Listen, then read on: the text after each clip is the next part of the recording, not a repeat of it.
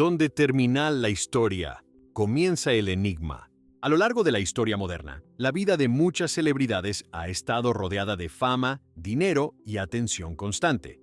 Sin embargo, en algunos casos, sus muertes quedaron envueltas en misterios que nunca fueron completamente aclarados. Investigaciones inconclusas, testimonios contradictorios y detalles que no encajan siguen apareciendo años después. Estos son 7 casos en los que la muerte de figuras conocidas dejó preguntas que aún permanecen sin respuesta. 1. El caso de Natalie Wood. La noche del 28 de noviembre de 1981, la actriz estadounidense Natalie Wood se encontraba a bordo de un yate llamado Splendor frente a la isla Catalina, en la costa de California.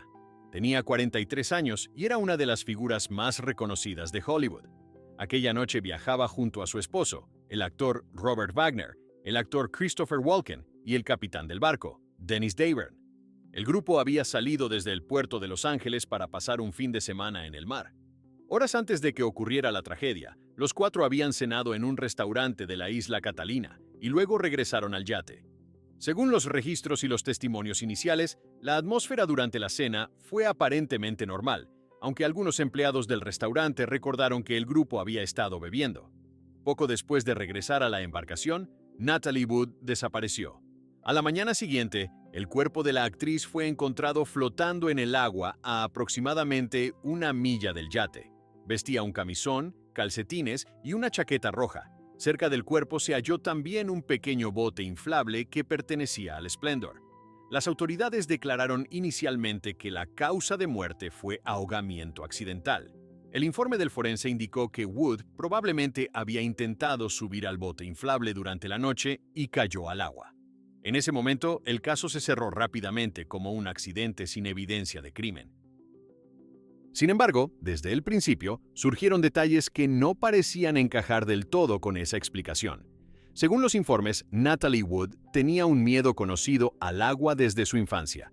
Amigos cercanos y miembros de su familia declararon posteriormente que la actriz evitaba acercarse al borde de los barcos y rara vez nadaba en mar abierto. Esta información generó preguntas sobre por qué habría intentado abordar sola un bote inflable en plena noche. Otro elemento que llamó la atención fue el horario exacto en que ocurrió la desaparición. Las declaraciones iniciales indicaron que nadie a bordo notó la ausencia de la actriz hasta varias horas después. Robert Wagner declaró que había discutido con Natalie Wood antes de irse a dormir, pero que no sabía qué había sucedido después. El capitán del yate explicó que el bote inflable había estado atado a la embarcación, pero más tarde fue encontrado flotando a cierta distancia. La reconstrucción exacta de los movimientos de la actriz durante esas horas nunca quedó completamente clara. El caso permaneció oficialmente cerrado durante décadas, pero continuó generando dudas entre investigadores independientes, periodistas y algunas personas relacionadas con los hechos. En los años siguientes, el capitán Dennis Davern dio varias entrevistas en las que afirmó que la discusión entre Wood y Wagner aquella noche había sido más intensa de lo que inicialmente se informó. Según Davern, la tensión entre ambos había aumentado después de que Christopher Walken se uniera a la conversación en el yate tras la cena.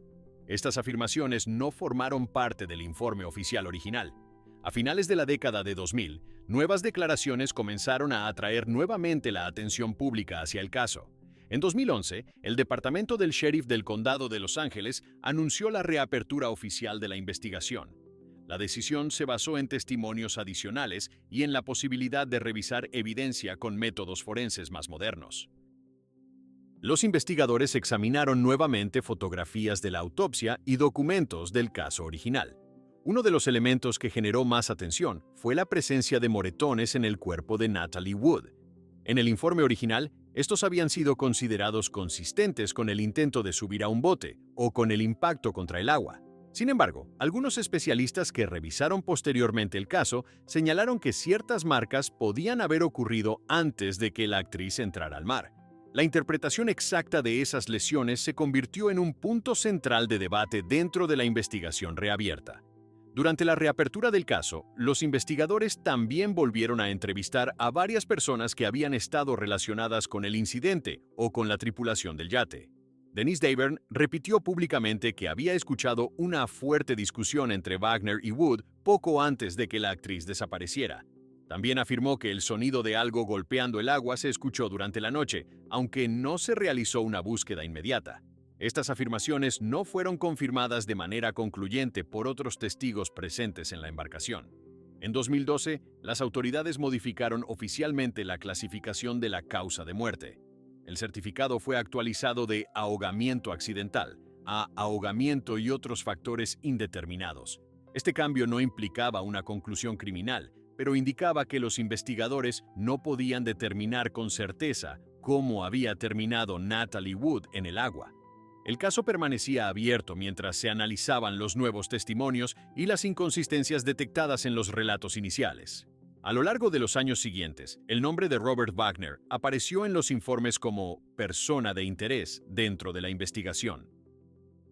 Las autoridades aclararon que ese término no equivalía a una acusación formal, sino a una categoría utilizada para señalar a alguien que podría tener información relevante sobre un caso. Wagner negó repetidamente cualquier implicación en la muerte de su esposa y declaró que la tragedia había sido un accidente ocurrido durante la noche. Mientras tanto, Christopher Walken, quien también estaba a bordo del yate aquella noche, fue interrogado nuevamente por los investigadores. Su testimonio se mantuvo en gran parte consistente con sus declaraciones iniciales, indicando que había escuchado una discusión entre Wagner y Wood, pero que posteriormente se retiró a su camarote y no presenció lo ocurrido después.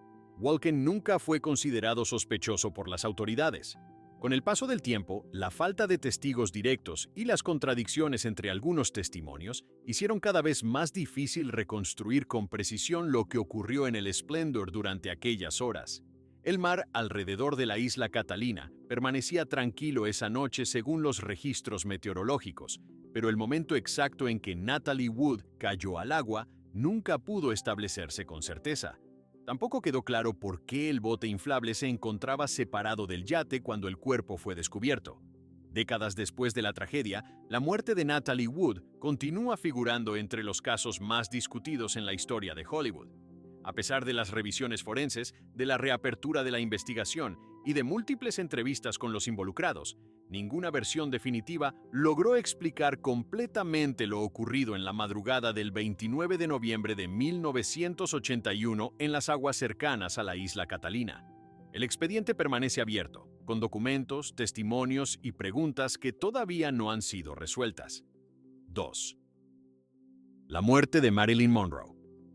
En la madrugada del 5 de agosto de 1962, el cuerpo de Marilyn Monroe fue encontrado sin vida en su casa ubicada en Brentwood, un barrio residencial de Los Ángeles. Tenía 36 años y era una de las figuras más reconocidas del cine mundial. La actriz fue hallada en su dormitorio, acostada boca abajo sobre la cama, completamente desnuda y con el teléfono en la mano. La persona que descubrió la escena fue su ama de llaves, Eunice Murray, quien alertó al psiquiatra de Monroe, el Dr. Ralph Greenson. Poco después, el médico confirmó que la actriz estaba muerta y las autoridades fueron notificadas. La noticia se difundió rápidamente por todo el país y generó una enorme conmoción pública. La investigación inicial se centró en determinar la causa de la muerte. Los primeros informes médicos indicaron que Marilyn Monroe había ingerido una gran cantidad de barbitúricos, específicamente pentobarbital y hidrato de cloral, medicamentos que se utilizaban comúnmente como sedantes. El informe forense concluyó que la causa oficial de la muerte fue una probable sobredosis. El término probable fue utilizado debido a la falta de evidencia directa que confirmara de qué manera exacta los medicamentos habían sido ingeridos. El cuerpo de Monroe fue trasladado al departamento del médico forense del condado de Los Ángeles, donde se realizó la autopsia. Durante el examen, los patólogos encontraron altos niveles de barbitúricos en la sangre y en el hígado de la actriz. Sin embargo, uno de los aspectos que llamó la atención fue que no se encontraron restos significativos de cápsulas o comprimidos en el estómago. Este detalle generó dudas entre algunos especialistas, ya que una sobredosis oral normalmente deja residuos visibles en el sistema digestivo. A pesar de esta observación, el informe oficial mantuvo la conclusión de que se trataba de una intoxicación aguda por barbitúricos. El escenario dentro de la casa también presentó elementos que generaron preguntas entre los investigadores. Sobre la mesa de noche se encontraron varios frascos de medicamentos recetados, algunos vacíos y otros parcialmente llenos. Estos frascos habían sido prescritos por distintos médicos que trataban a la actriz en ese momento. Las etiquetas indicaban dosis específicas, pero la cantidad total de pastillas que Monroe habría ingerido esa noche nunca pudo establecerse con precisión. Otro punto que llamó la atención fue la cronología de las llamadas telefónicas realizadas durante las últimas horas de vida de la actriz. Registros telefónicos indicaron que Monroe había hablado con varias personas la noche del 4 de agosto, incluyendo amigos cercanos y colaboradores profesionales. Algunos de estos testimonios describieron conversaciones aparentemente normales, mientras que otros afirmaron que la actriz parecía cansada o emocionalmente afectada. Sin embargo, las versiones sobre su estado de ánimo en esas horas finales fueron contradictorias. La investigación policial también examinó el papel de las personas que estaban en la casa aquella noche. Eunice Murray, el ama de llaves, declaró que alrededor de la medianoche notó que la luz del dormitorio de Monroe seguía encendida y que la puerta estaba cerrada con llave desde dentro. Según su testimonio, esto le pareció inusual. Murray afirmó que intentó hablar con la actriz, pero no recibió respuesta. Fue entonces cuando decidió llamar al Dr. Grinson, quien llegó a la casa poco después. De acuerdo con el relato del médico, cuando intentaron abrir la puerta del dormitorio no pudieron hacerlo porque estaba bloqueada. Grinson declaró que rompió una ventana para poder entrar a la habitación desde el exterior. Al ingresar, encontró a Marilyn Monroe inmóvil sobre la cama. El médico indicó posteriormente que la actriz ya estaba muerta cuando llegó a la habitación. Este relato se convirtió en una parte central de la versión oficial de los acontecimientos. Sin embargo, en los años posteriores surgieron cuestionamientos sobre algunos detalles de la escena. Uno de ellos fue la posición exacta en la que se encontraba el cuerpo. Fotografías tomadas durante la investigación mostraban a Monroe acostada boca abajo con los brazos a los lados. Algunos investigadores independientes consideraron que esta posición no coincidía con la forma habitual en que una persona pierde el conocimiento tras ingerir una sobredosis de sedantes. A pesar de estas observaciones, las autoridades no modificaron la conclusión original del caso. Otro elemento que alimentó las dudas fue la presencia de múltiples médicos en la vida de la actriz en ese periodo. Monroe estaba recibiendo tratamiento tanto de su psiquiatra, Ralph Grinson, como de su médico personal, el Dr. Hyman Engelberg. Ambos habían prescrito diferentes medicamentos para tratar problemas de insomnio y ansiedad. La combinación de sedantes y tranquilizantes se convirtió en un punto importante dentro del análisis de la autopsia, ya que los niveles encontrados en el organismo de Monroe eran extremadamente altos. A lo largo de las décadas siguientes, el caso continuó generando atención pública y periodística. Varias investigaciones independientes revisaron documentos policiales, registros médicos y testimonios de personas que conocían a la actriz.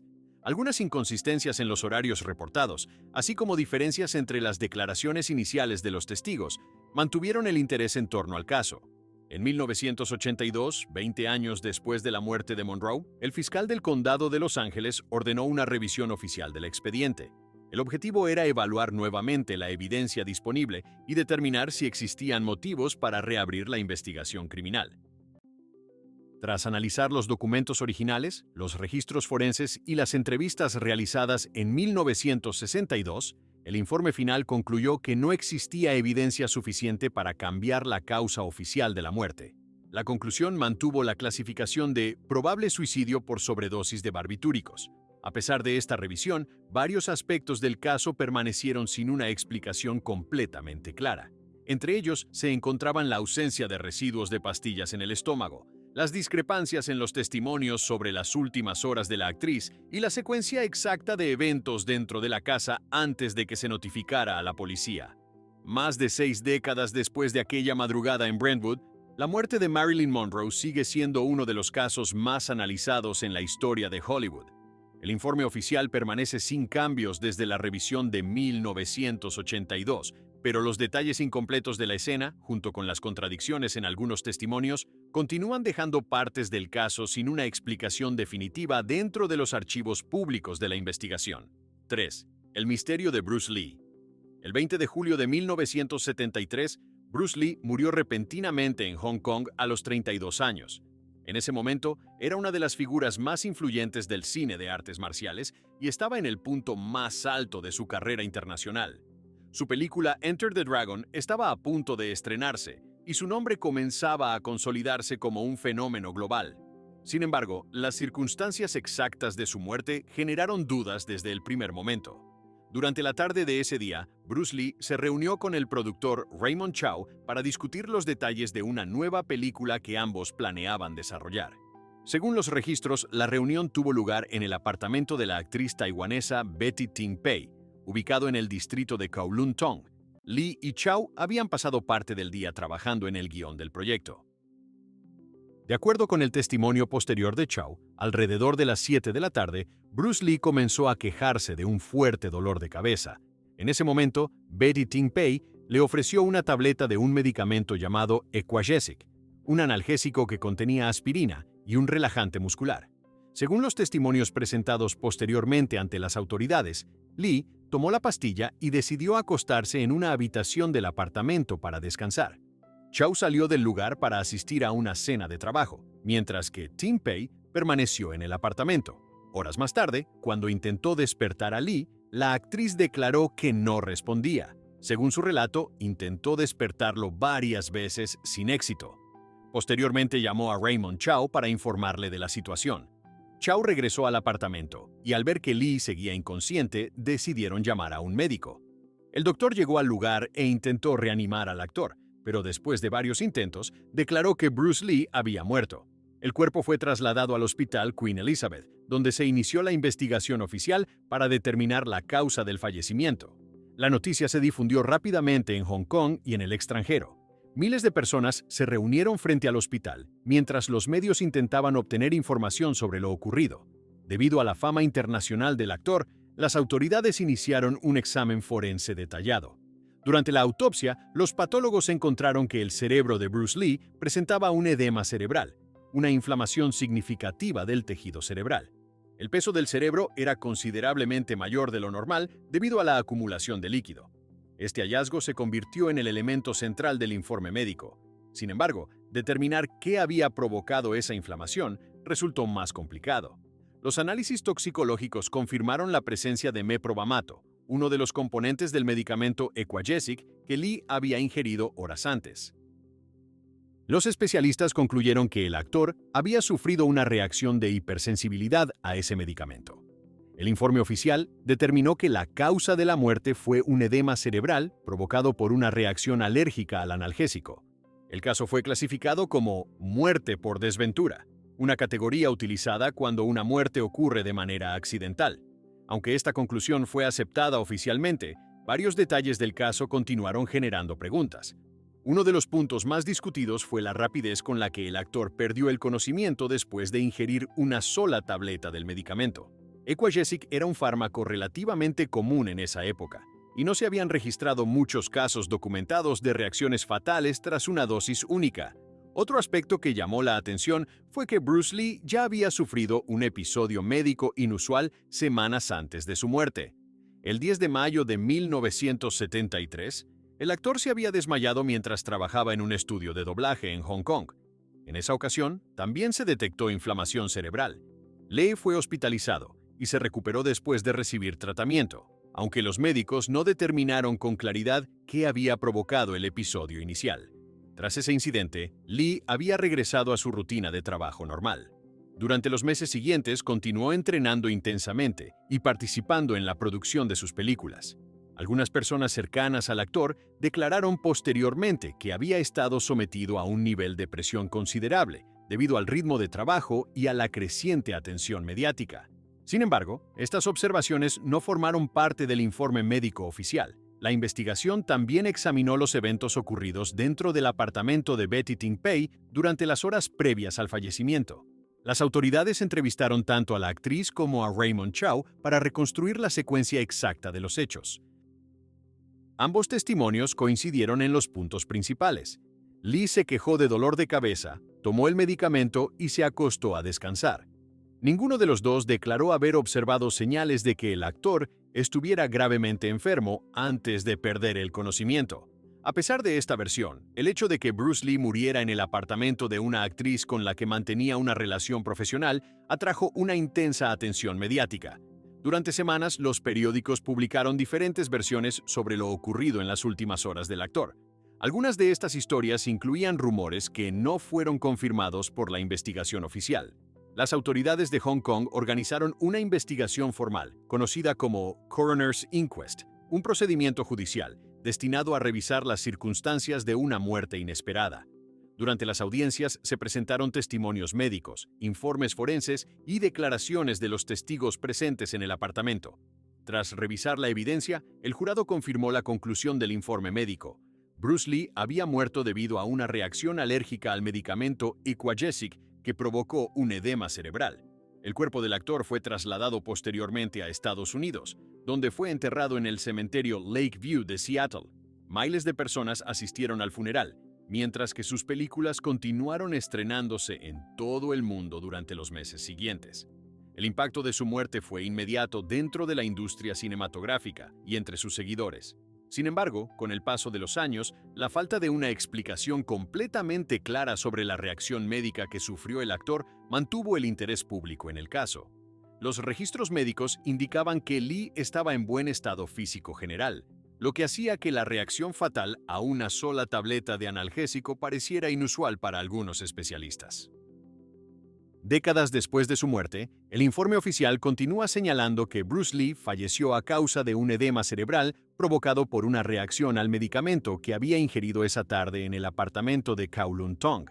Sin embargo, los detalles incompletos de las horas previas al colapso del actor y las preguntas sobre el episodio médico ocurrido semanas antes permanecen registrados dentro del expediente histórico de uno de los fallecimientos más comentados en la historia del cine de artes marciales. 4. La extraña muerte de George Reeves. El 16 de junio de 1959, el actor George Reeves fue encontrado muerto en su casa, ubicada en Benedict Canyon, en Los Ángeles.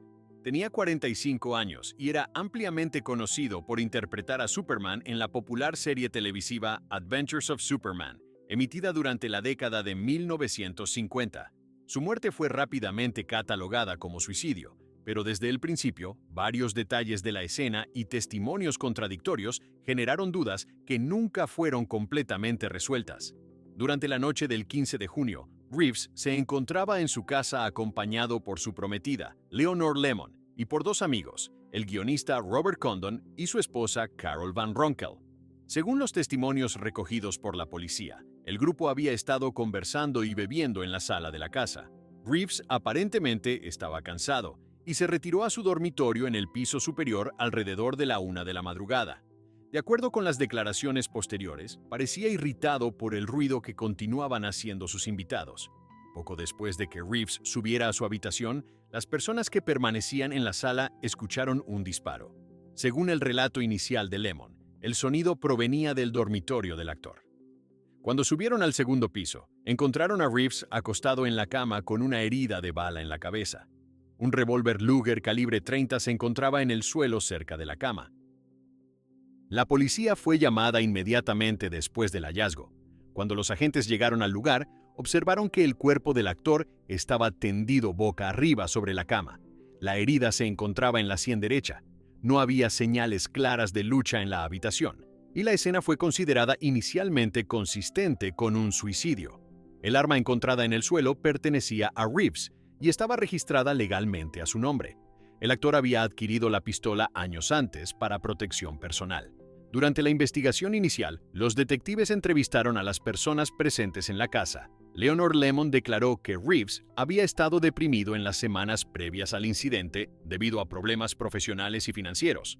Según su testimonio, el actor estaba frustrado porque su carrera cinematográfica se había estancado después de haber quedado fuertemente asociado con el personaje de Superman. Lemmon afirmó que Reeves había expresado preocupación por su futuro laboral.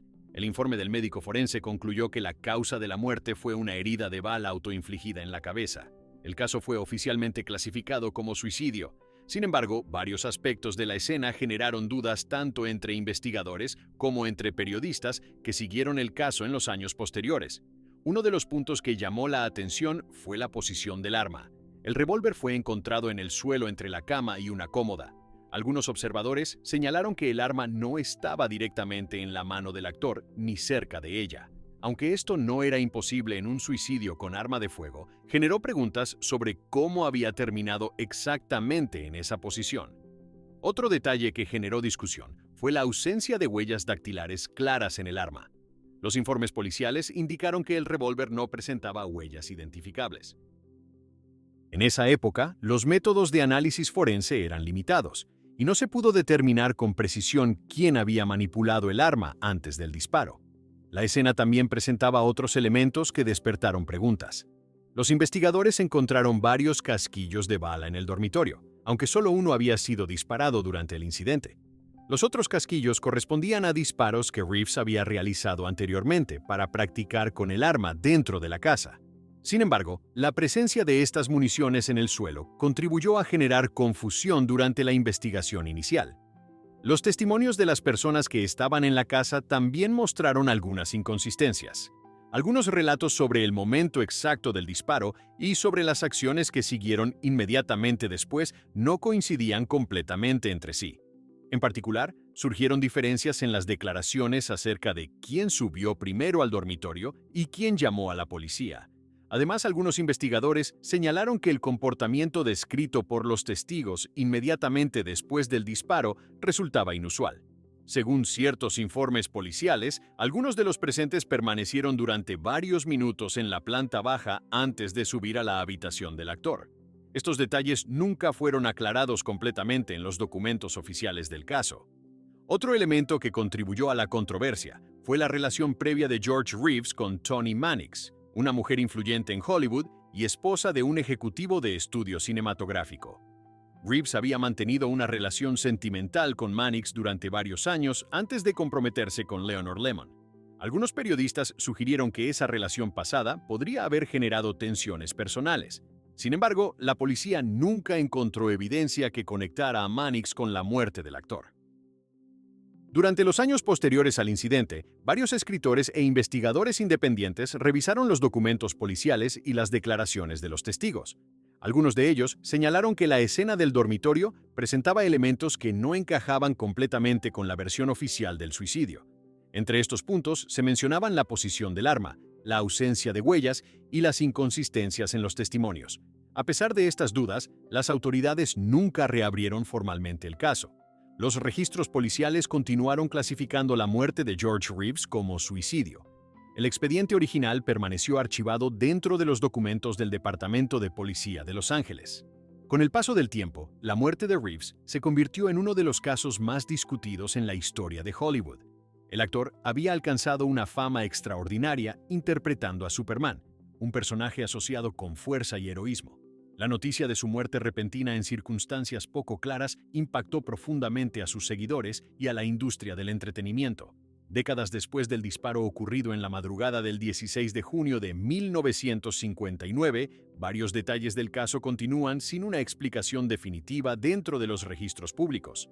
La posición del arma, las inconsistencias en los testimonios y las preguntas sobre lo ocurrido en los minutos previos al disparo siguen formando parte de un expediente que, oficialmente cerrado como suicidio, nunca logró eliminar completamente las dudas que surgieron desde el momento en que George Reeves fue encontrado muerto en su dormitorio de Benedict Canyon. 5. La muerte inexplicable de Elisa Lam. El 19 de febrero de 2013, el cuerpo de Elisa Lam fue encontrado dentro de uno de los tanques de agua en la azotea del Hotel Cecil, ubicado en el centro de Los Ángeles. Tenía 21 años y era una estudiante universitaria canadiense que había viajado sola a California como parte de un recorrido turístico por la costa oeste de Estados Unidos. La noticia del hallazgo se difundió rápidamente después de que los huéspedes del hotel comenzaran a quejarse de problemas con el agua, que presentaba baja presión, un color oscuro y un sabor inusual. Trabajadores de mantenimiento del hotel subieron a la azotea para revisar los depósitos de agua que abastecían el edificio. Al abrir uno de los tanques, encontraron el cuerpo de la joven flotando en el interior. El tanque era grande, metálico y estaba cerrado con una tapa pesada. El acceso a la azotea del hotel normalmente estaba restringido al público, lo que generó preguntas inmediatas sobre cómo Elisa Lam había llegado hasta ese lugar. Elisa Lam había llegado a Los Ángeles a finales de enero de 2013. Durante su viaje se hospedó en el Hotel Cecil, un edificio histórico construido en la década de 1920 que contaba con más de 600 habitaciones. El hotel había sido durante décadas un alojamiento económico en el centro de la ciudad y tenía una reputación complicada debido a incidentes ocurridos en el pasado. Sin embargo, seguía funcionando como un hotel activo que recibía turistas y residentes temporales. Según los registros del hotel, Lam se alojaba en una habitación compartida inicialmente con otras huéspedes. Después de algunos días, el personal del hotel decidió trasladarla a una habitación individual. Los informes posteriores indicaron que sus compañeras de habitación habían presentado quejas sobre su comportamiento, aunque los detalles exactos de esas quejas nunca fueron explicados públicamente en los documentos oficiales. El 31 de enero de 2013 fue el último día en que Elisa Lam fue vista con vida por el personal del hotel. Esa tarde visitó una librería cercana donde compró algunos recuerdos para su familia. Los empleados del establecimiento recordaron que parecía tranquila y que conversó brevemente sobre su viaje por California. Después de ese momento, no hubo registros confirmados de que alguien la viera nuevamente. La familia de Lam esperaba que la joven regresara a Canadá el 1 de febrero. Cuando no tuvieron noticias de ella, contactaron a las autoridades de Los Ángeles. La policía inició una investigación por persona desaparecida y comenzó a revisar cámaras de seguridad en el hotel y en las calles cercanas. Fue durante esa búsqueda cuando los investigadores encontraron un video que más tarde se convertiría en uno de los elementos más conocidos del caso. El video provenía de una cámara de seguridad ubicada dentro de uno de los ascensores del hotel. La grabación estaba fechada el 31 de enero, el mismo día en que Lam fue vista por última vez. En el video se observa a la joven entrando al ascensor y presionando varios botones del panel de control. Durante los minutos siguientes, Lam parece mirar repetidamente hacia el pasillo fuera del ascensor, como si estuviera esperando a alguien o reaccionando a algo que no aparece en la grabación. En varios momentos del video, la joven sale del ascensor y vuelve a entrar. También realiza movimientos inusuales con las manos y los brazos mientras permanece cerca de la puerta abierta del elevador. En la grabación, las puertas del ascensor permanecen abiertas durante un periodo prolongado antes de cerrarse finalmente. No se observa a ninguna otra persona entrando o saliendo del ascensor durante esa secuencia. La policía publicó el video el 14 de febrero de 2013 con la esperanza de obtener información del público sobre el paradero de Lam. La grabación se difundió rápidamente en Internet y generó un gran interés mediático. Sin embargo, en ese momento, las autoridades todavía no sabían que el cuerpo de la joven se encontraba en el tanque de agua del edificio. 5 días después de la publicación del video, el 19 de febrero, el cuerpo fue descubierto durante la inspección del sistema de agua del hotel. Cuando los investigadores llegaron al lugar, encontraron que Lam estaba desnuda dentro del tanque. Su ropa, junto con algunos objetos personales, también fue hallada flotando en el agua cerca del cuerpo. El acceso al tanque generó inmediatamente varias preguntas. Los depósitos estaban ubicados sobre una plataforma elevada en la azotea del hotel. Para llegar hasta ellos era necesario subir por escaleras internas o utilizar una escalera exterior de mantenimiento. Además, cada tanque estaba cubierto con una tapa metálica pesada que normalmente permanecía cerrada. Los investigadores analizaron si Elisa Lam podría haber llegado sola a ese lugar. Algunas áreas del acceso a la azotea estaban protegidas por alarmas que se activaban al abrir ciertas puertas. Sin embargo, los informes posteriores indicaron que existían rutas alternativas que permitían llegar al techo sin activar los sistemas de seguridad. La autopsia fue realizada por el Departamento del Médico Forense del Condado de Los Ángeles. El informe final determinó que la causa de la muerte fue ahogamiento accidental. También se indicó que Lam no presentaba señales de trauma físico ni evidencia de agresión. Los análisis toxicológicos revelaron la presencia de varios medicamentos prescritos para tratar trastornos del estado de ánimo. Según el informe médico, algunos de esos medicamentos estaban presentes en niveles inferiores a los recetados, lo que sugería que la joven podría no haber estado tomando todas las dosis prescritas durante su viaje. Este detalle fue considerado un posible factor dentro del análisis de su comportamiento en los días previos a su desaparición. A pesar de la conclusión oficial, varios aspectos del caso continuaron generando preguntas. Entre ellos, se encontraban la forma en que Lam logró acceder a la azotea, cómo abrió el tanque de agua y por qué terminó dentro del depósito. Las cámaras de seguridad del hotel no registraron imágenes de la joven dirigiéndose al techo del edificio. Tampoco se encontró evidencia clara que mostrara el momento en que llegó a esa zona. El video del ascensor, publicado días antes del hallazgo del cuerpo, se convirtió en uno de los elementos más analizados del caso. Las acciones de Lam dentro del elevador, junto con la ausencia de otras personas visibles en la grabación, contribuyeron a mantener el interés público en la investigación. Años después del descubrimiento del cuerpo en el tanque de agua del Hotel Cecil, la muerte de Elisa Lam continúa siendo uno de los casos más discutidos entre investigadores y periodistas que revisan archivos policiales de muertes inexplicables. Aunque el informe oficial concluyó que se trató de un ahogamiento accidental, las circunstancias exactas que llevaron a la joven hasta el depósito de agua en la azotea del edificio nunca quedaron completamente claras dentro del expediente público del caso. 6. El caso de Brittany Murphy. El 20 de diciembre de 2009, la actriz estadounidense Brittany Murphy fue encontrada inconsciente en el baño de su casa en Hollywood Hills, Los Ángeles. Tenía 32 años y había construido una carrera reconocida en el cine y la televisión desde finales de la década de 1990. Su esposo, el guionista británico Simon Monjack, llamó al servicio de emergencias después de que la madre de la actriz, Sharon Murphy, descubriera que Brittany no respondía. Los paramédicos llegaron a la residencia poco después y trasladaron a la actriz al hospital Cedars-Sinai Medical Center. Sin embargo, fue declarada muerta poco tiempo después de su llegada. La noticia de su muerte sorprendió a la industria del entretenimiento. Murphy había protagonizado numerosas películas populares, entre ellas Clueless, 8 Mile y Sin City, y aunque su carrera había atravesado altibajos en los años anteriores, seguía siendo una figura conocida dentro de Hollywood. La rapidez con la que ocurrió su fallecimiento generó preguntas inmediatas sobre las causas médicas que lo provocaron. El Departamento del Médico Forense del Condado de Los Ángeles inició una autopsia al día siguiente. Durante el examen, los especialistas analizaron tanto el estado general del cuerpo como los posibles factores médicos que pudieron haber contribuido a la muerte.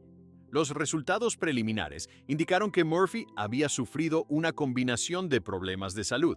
El informe final, publicado en febrero de 2010, concluyó que la causa de la muerte fue neumonía, combinada con anemia y con intoxicación por múltiples medicamentos recetados.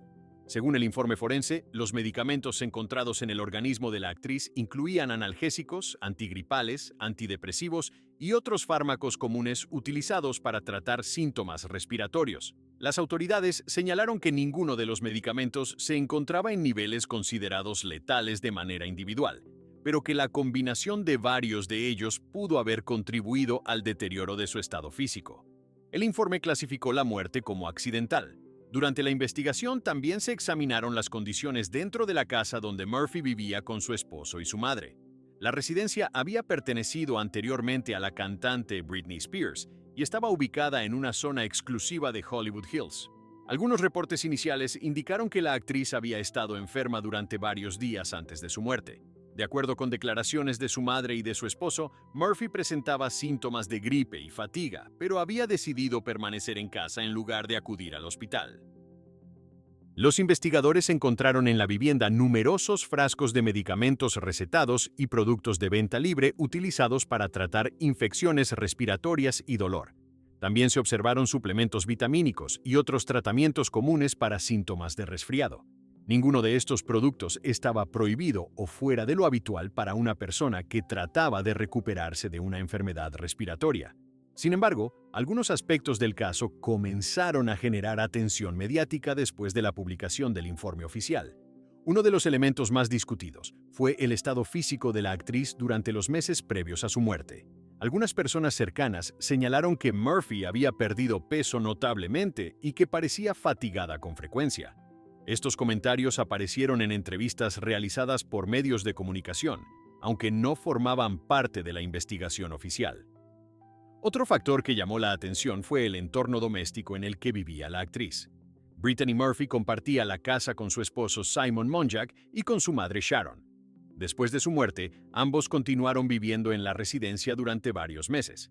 En ese periodo surgieron reportes periodísticos que mencionaban posibles problemas de humedad o moho en la casa. Sin embargo, las autoridades sanitarias no confirmaron que estas condiciones hubieran contribuido directamente a la muerte de la actriz. La investigación parecía haber concluido cuando el médico forense cerró el caso como una muerte accidental. Sin embargo, 5 meses después, ocurrió un evento inesperado que volvió a atraer la atención pública hacia la residencia de Hollywood Hills. El 23 de mayo de 2010, Simon Monjack fue encontrado muerto en la misma casa. Tenía 40 años. Monjack fue descubierto inconsciente en el dormitorio por Sharon Murphy, quien nuevamente llamó a los servicios de emergencia. Los paramédicos llegaron a la casa, pero el guionista ya había fallecido. La coincidencia de que dos personas murieran en la misma residencia con pocos meses de diferencia generó una nueva ola de especulación mediática. El departamento del médico forense realizó una autopsia similar a la realizada meses antes en el caso de Brittany Murphy.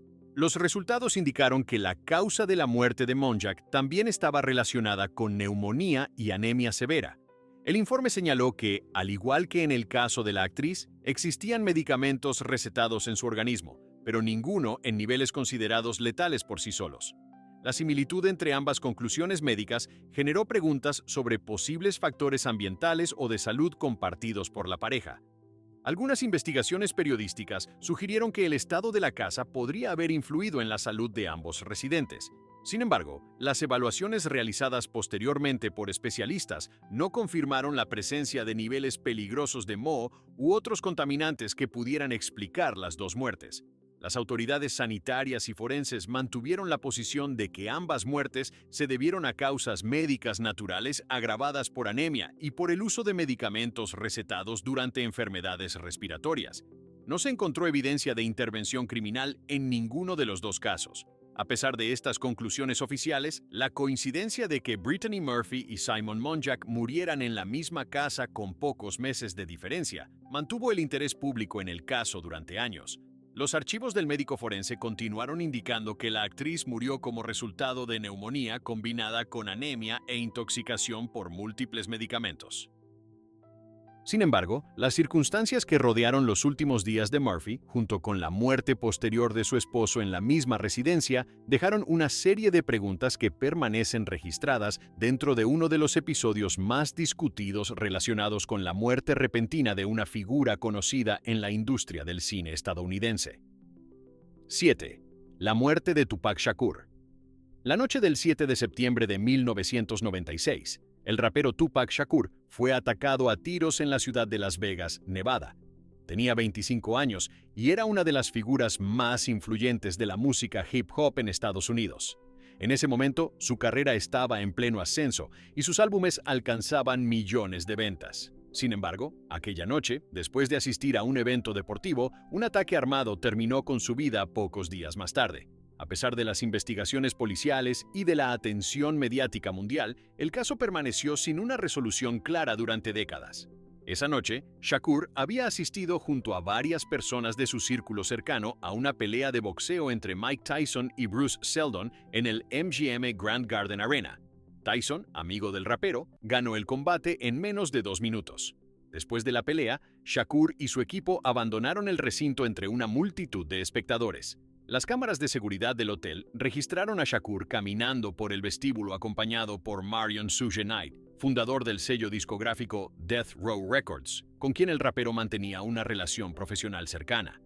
Minutos después de salir del edificio, ocurrió un incidente que más tarde sería considerado relevante dentro de la investigación. En el vestíbulo del hotel, Shakur y varios miembros de su grupo se enfrentaron físicamente a un hombre identificado posteriormente como Orlando Anderson. El altercado fue captado por cámaras de seguridad y mostró a varias personas golpeando a Anderson antes de que el personal de seguridad interviniera para detener la pelea. Después del incidente, Shakur y Knight abandonaron el hotel y se dirigieron en automóvil hacia el club nocturno Club 662, propiedad de Knight, donde planeaban asistir a una fiesta esa misma noche. Shakur viajaba en el asiento del pasajero de un BMW negro conducido por Suge Knight. Alrededor de las 11:15 de la noche, el vehículo se detuvo en un semáforo en rojo en la intersección de Flamingo Road y Cobalt Lane. En ese momento, un automóvil Cadillac blanco se acercó por el lado derecho del BMW.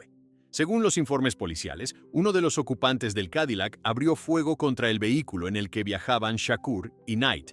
Se dispararon múltiples balas hacia el interior del automóvil. Shakur recibió 4 impactos de bala, 2 de ellos en el pecho, 1 en el brazo y otro en la pierna. Suge Knight resultó herido levemente por fragmentos de vidrio, pero logró conducir el vehículo unos metros antes de detenerse. Testigos en el lugar alertaron a la policía y a los servicios de emergencia. Los paramédicos llegaron rápidamente al lugar y trasladaron a Shakur al University Medical Center de Las Vegas. Allí fue ingresado en estado crítico. Durante los días siguientes, los médicos intentaron estabilizar su condición. El rapero fue sometido a varias intervenciones quirúrgicas y permaneció bajo sedación en la unidad de cuidados intensivos. A pesar de los esfuerzos del equipo médico, las heridas resultaron demasiado graves. Tupac Shakur murió el 13 de septiembre de 1996, 6 días después del ataque. La policía de Las Vegas inició una investigación inmediata para identificar a los responsables del tiroteo. Los detectives entrevistaron a testigos y analizaron la evidencia recolectada en la escena del crimen. Sin embargo, desde el principio la investigación enfrentó dificultades. Muchos de los testigos presentes en el lugar del ataque ofrecieron información limitada o se negaron a colaborar con las autoridades. Uno de los elementos que atrajo la atención de los investigadores fue el altercado ocurrido horas antes en el MGM Grand. Orlando Anderson, el hombre que había sido golpeado por el grupo de Shakur, fue considerado inicialmente una persona de interés dentro de la investigación. Anderson era miembro de una pandilla conocida en Los Ángeles, y algunos detectives exploraron la posibilidad de que el ataque hubiera sido una represalia por la pelea registrada en las cámaras de seguridad. Sin embargo, Anderson negó cualquier participación en el tiroteo. Fue interrogado por la policía poco después del incidente, pero no se presentaron cargos formales en su contra debido a la falta de evidencia directa que lo vinculara con el ataque. 2 años más tarde, en 1998, Anderson murió en un tiroteo no relacionado ocurrido en Compton, California. Su muerte eliminó la posibilidad de que pudiera ser interrogado nuevamente sobre el caso. La investigación policial también analizó la posibilidad de que el ataque estuviera relacionado con rivalidades dentro de la industria musical de la época. Durante la década de 1990 existía una fuerte competencia entre las escenas de hip hop de la costa oeste y la costa este de Estados Unidos. Tupac Shakur estaba asociado con artistas y productores de la costa oeste, mientras que otros músicos importantes representaban a sellos discográficos de Nueva York. Estas tensiones habían generado conflictos públicos y enfrentamientos verbales entre varios artistas. A pesar de estas líneas de investigación, la policía nunca logró identificar con certeza a los ocupantes del Cadillac blanco que abrió fuego contra el vehículo de Shakur. El automóvil fue visto por varios testigos abandonando rápidamente la escena del crimen después del ataque, pero nunca fue localizado por las autoridades. Durante los años siguientes, el caso permaneció abierto dentro del Departamento de Policía Metropolitana de Las Vegas. Detectives revisaron nuevas pistas y entrevistaron a personas relacionadas con el entorno del rapero, pero ninguna evidencia condujo a una acusación formal. La falta de cooperación de algunos testigos y la ausencia de pruebas físicas directas dificultaron el avance de la investigación. La muerte de Tupac Shakur tuvo un impacto profundo en la industria musical y en la cultura popular. Sus álbumes continuaron vendiéndose en grandes cantidades después de su fallecimiento, y su figura se convirtió en un símbolo influyente dentro del hip hop. Sin embargo, el ataque ocurrido en la intersección de Flamingo Road y Cobalt Lane permaneció como uno de los casos más conocidos de violencia no resuelta dentro del mundo del entretenimiento. A lo largo de las décadas posteriores al tiroteo, el expediente policial continuó siendo revisado periódicamente por investigadores. A pesar de entrevistas adicionales, nuevas declaraciones y revisiones de evidencia, el ataque que terminó con la vida de Tupac Shakur nunca fue completamente esclarecido dentro de los registros oficiales de la investigación. Décadas después, estos casos siguen apareciendo en archivos policiales, reportes médicos y testimonios incompletos que nunca lograron reconstruir toda la verdad. 7 muertes, 7 historias rodeadas de dudas, donde la fama no evitó que las respuestas desaparecieran junto con quienes murieron.